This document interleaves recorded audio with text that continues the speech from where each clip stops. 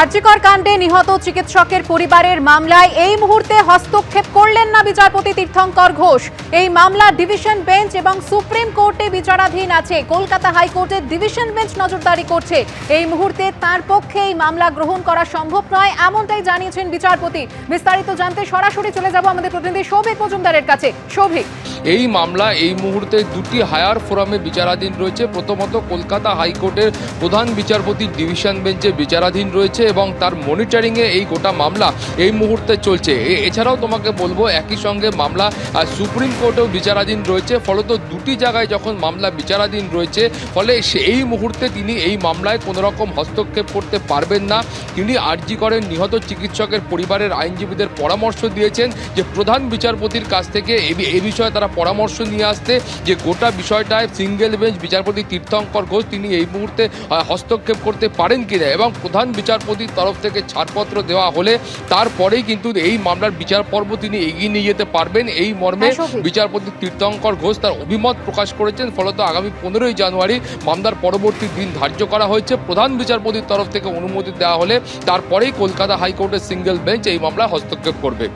ধন্যবাদ সৌভিক। এখনো পর্যন্ত গোয়েন্দারা যেটা জানতে পেরেছেন যে কাশ্মীরি জঙ্গি যাকে ইতিমধ্যে গ্রেফতার করা হয়েছে, তার মূলত প্ল্যান ছিল যে ক্যানিং থেকে সে বাংলাদেশ চলে যাবে এবং লস্কর-ই তৈবা তারা মোটামুটি তাদের যারা হ্যান্ডলার রয়েছেন তারা এই অ্যাসাইনমেন্টই জাভেদকে দেন যে এখানে ওয়েস্ট বেঙ্গলের বিভিন্ন জায়গাকে ব্যবহার করে সেখান থেকে তাকে বাংলাদেশে যেতে হবে। মূলত এর কারণটা হচ্ছে যে বাংলাদেশে আগে যে সরকার ছিল সেই সময় পাকিস্তানি কোনো জঙ্গি সংগঠন লস্কর-ই তৈবা বা অন্য কোনো জঙ্গি সংগঠনের পক্ষ থেকে যদি কাউকে পাঠানো হতো ইন্ডিয়াতে, তাকে বাংলাদেশ হয়ে ভারতে আসাটা তার পক্ষে অনেক কঠিন ছিল, কারণ সীমান্তে অনেক বেশি নজরদারি ছিল। এই অন্তর্বর্তী সরকারের আমলে সেই শিথিলতা এসেছে এবং সেটাকেই কাজে লাগাতে চাইছে পাকিস্তানি জঙ্গি গোষ্ঠী। এখনো পর্যন্ত যে খবর রয়েছে যে লস্করের হ্যান্ডলাররা যে নির্দিষ্ট একটা অ্যাসাইনমেন্ট দেয় জাভেদকে এবং সেই অ্যাসাইনমেন্ট মতো ক্যানিং থেকে তার বাংলাদেশ যাওয়ার কথা ছিল। এবং এই জাভেদ যে জঙ্গি গোষ্ঠীর সঙ্গে বিলং করে তাদের আগে বাংলাদেশে একটা নেটওয়ার্ক ছিল, পরে সেই নেটওয়ার্ক কিছুটা খারাপ হয়ে যায়। এই অন্তর্বর্তী সরকার আসার পর সেই নেটওয়ার্কটাকে আবার অ্যাক্টিভ করার জন্যই কিন্তু জাভেদকে ওখানে পাঠানো হচ্ছিল, এমনটাই গোয়েন্দারা জানতে পেরেছেন।